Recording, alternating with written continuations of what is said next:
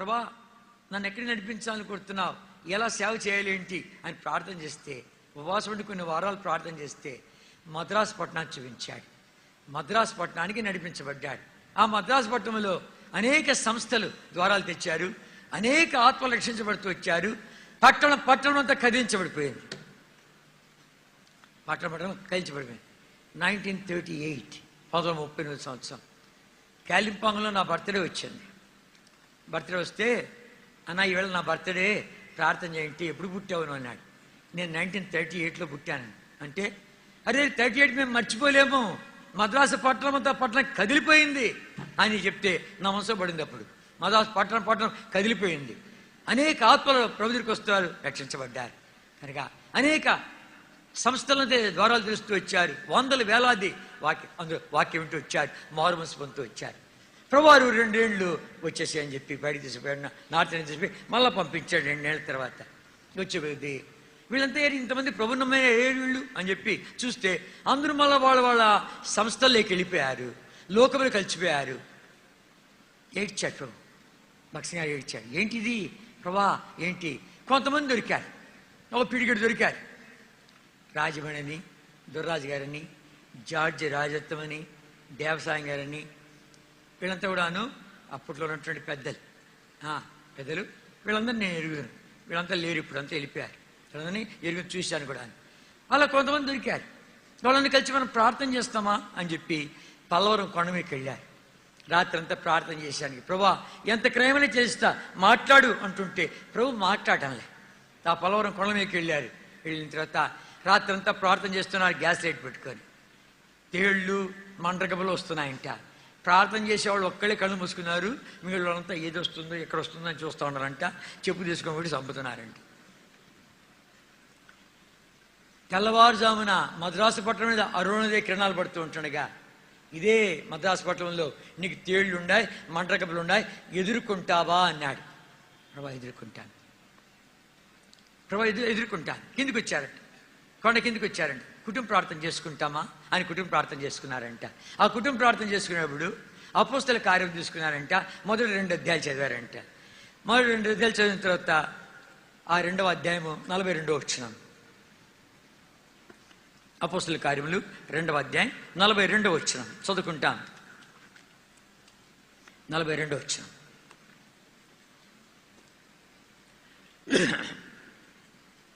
వీరు అపోస్తల బోధేందును, సహవాసముందును, రొట్టె విడిచేందును, ప్రార్థన చేయడందును ఎడతెగక ఉండిరి.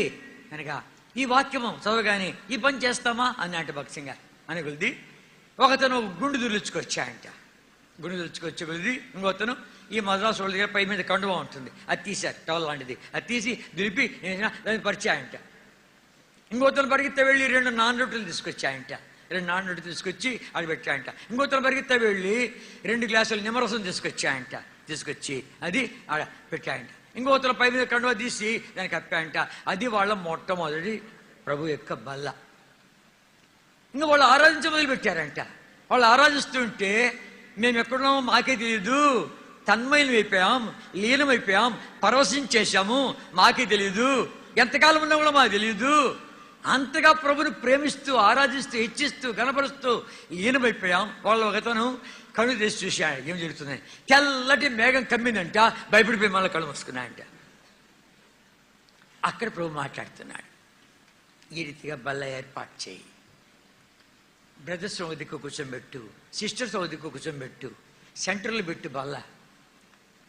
ఆరాధన కొరికే 4 మాటలు వాక్యం చెప్పు. ఒక్కొక్కడు వ్యక్తిగతముగా నన్ను ప్రేమించి నన్ను ఆరాధించి గణపరిచేళ్ళుగా అవకాశమే. ఒక గది ఒకటి అద్దెకి తీసుకో, అక్కడ బైబిల్ పట్టణం ఆరంభించు. ఇవన్నీ అక్కడ ఈ మహానుభావుడు దొరికిన ప్రత్యక్షత. అర్థమైందా? ఒట్టడికి వచ్చింది కాదు, ఇది క్రయము చెల్లించబడి వచ్చింది, క్రయం చెల్లించబడి వచ్చింది. అట్లా ఒక గది తీసుకున్నారు. గది తీసుకొని దైవజనుడు భక్సింగ్ గారు ఆరంభించాడు బైబిల్ స్టడీ. బాప్తిస్మం గురించి మాట్లాడుతుంటే ఒక్కతను లోబడ్డా అంటే బాప్తిస్మం తీసుకునేడానికి, ఒకతను బాప్తిస్మం తీసుకుని విధేయత చూపించగలిది. అక్కడ వాళ్ళు ఉన్నటువంటి ఆ గది ముందర చిన్న తోట ఉందంట. ఆ తోటకు నీళ్లు పోసేయడానికి చిన్న తొట్టి ఒకటి ఉందంట. ఆ తొట్టిలో బాప్తిస్మం ఇస్తామని తీర్మానం చేసుకున్నారు.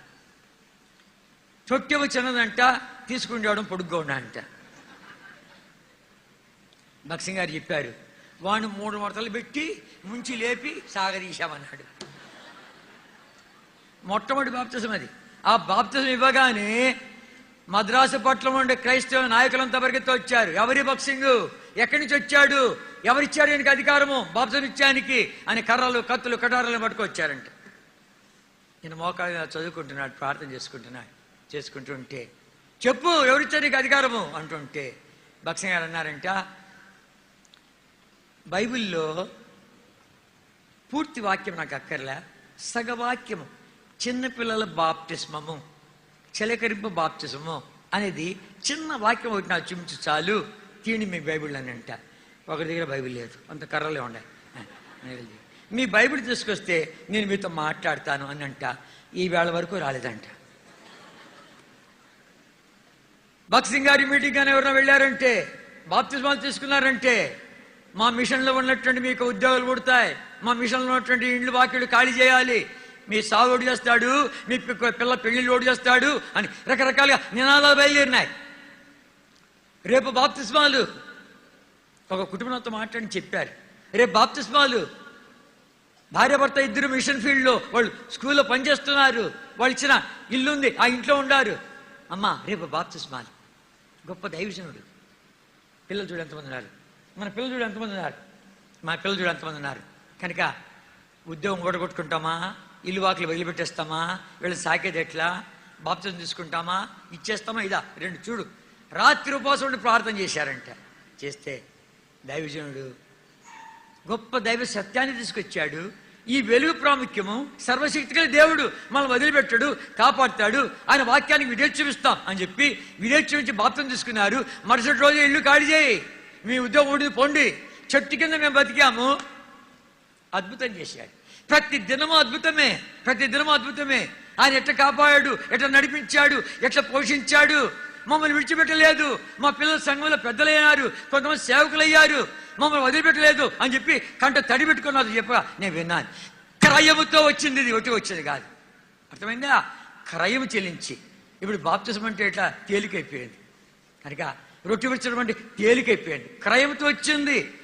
ఇప్పుడు ఇక్కడ కాబట్టి మా ఇంట్లో పెట్టుకుంటున్నా పోవయ్యా అని చెప్పి ఎంతమంది ఇంట్లో పెట్టుకుంటుండలే. ఏమైనా క్రయం చెల్లించావా అని గిట్టక పడక పారిపోతున్నావే, 2గా 3గా అయిపోతున్నావే. ఎట్ల సంగతి ఇది. ఆరంభం కాస్త విను.